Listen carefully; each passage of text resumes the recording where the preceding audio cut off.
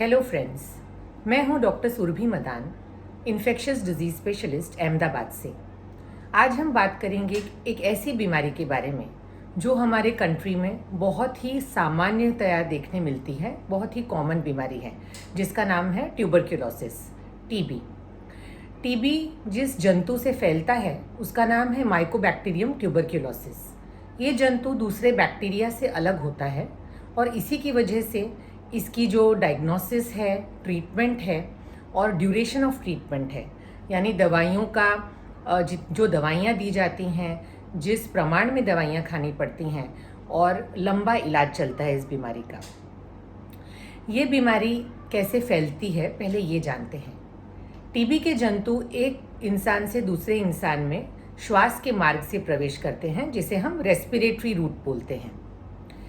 TB ज़्यादातर patients में lungs को प्रभावित करती है। आपने सुना होगा कि टीबी के जो सामान्य लक्षण हैं वो हैं बुखार आना, खांसी होना, वज़न कम हो जाना, भूख ना लगना, रात के समय बहुत ज़्यादा पसीने आना। लेकिन बहुत से पेशेंट्स ऐसे भी होते हैं जिसमें टीबी लंग्स के अलावा दूसरे कई सारे अंगों को प्रभावित कर सकती है, जिसे हम एक्स्ट्रा पल्मोनरी टीबी बोलते हैं। जैसे कि ब्रेन की टीबी, आंतों की टीबी जिसे इंटेस्टिनल टीबी बोलते हैं, या फिर किडनी की टीबी।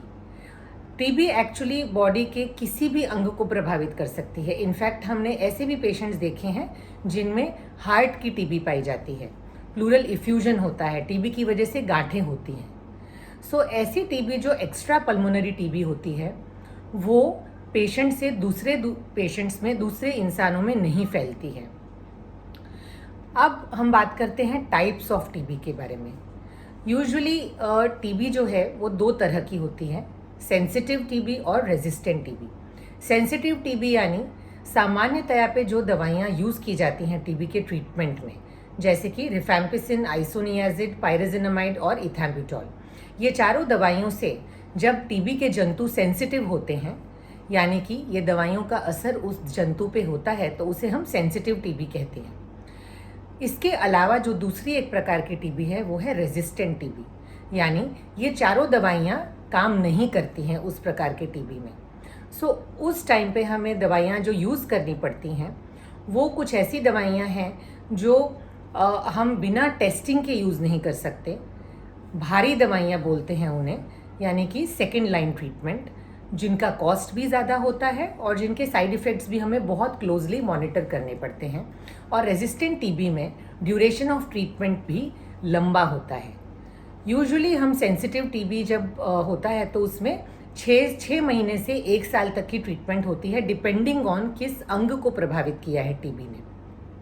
जैसे कि अगर लंग्स की टीबी है या गांठों की टीबी है तो उसमें 6 से 7 महीने में हम ड्यूरेशन में बंद कर देते हैं ट्रीटमेंट।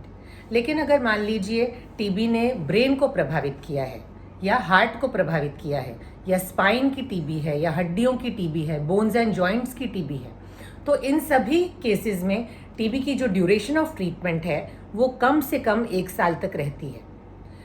लेकिन अगर हम रेजिस्टेंट टीबी से डील कर रहे हैं तो उन केसेस में हमें ड्यूरेशन ऑफ ट्रीटमेंट जो है वो लंबा देना पड़ता है, वो जो कि कम से कम 1.5 साल तक देना पड़ सकता है। ये सब मैं इस विस्तार में इसलिए बता रही हूँ क्योंकि आजकल हम बहुत सारे पेशेंट्स में रेजिस्टेंट टीबी का प्रमाण बढ़ रहा है, ऐसा देख रहे हैं। इसीलिए ये बहुत ज़रूरी है कि जब हम टीबी की ट्रीटमेंट शुरू करें उसके पहले ही हम ये जान लें कि ये टीबी सेंसिटिव है या ड्रग रेजिस्टेंट टीबी है। उसे जानने के लिए जीन एक्सपर्ट और टीबी कल्चर, ये 2 तरह की इन्वेस्टिगेशंस ईजिली अवेलेबल होती हैं जो सभी लैब्स में मिल जाती हैं। अगर आप एक ऐसी जगह पे रहते हैं जहाँ पे ये टेस्ट अवेलेबल नहीं है तो ये सैंपल्स हायर सेंटर्स में, जैसे कि अहमदाबाद जैसी जगह है जहाँ पे सभी लेबोरेटरीज़ में ये जांचें आमतौर पर की जाती हैं, वहाँ पे भिजवा सकते हैं। ये कुछ जानकारी थी टीबी के बारे में। आई होप आपको ये वीडियो पसंद आया होगा। धन्यवाद।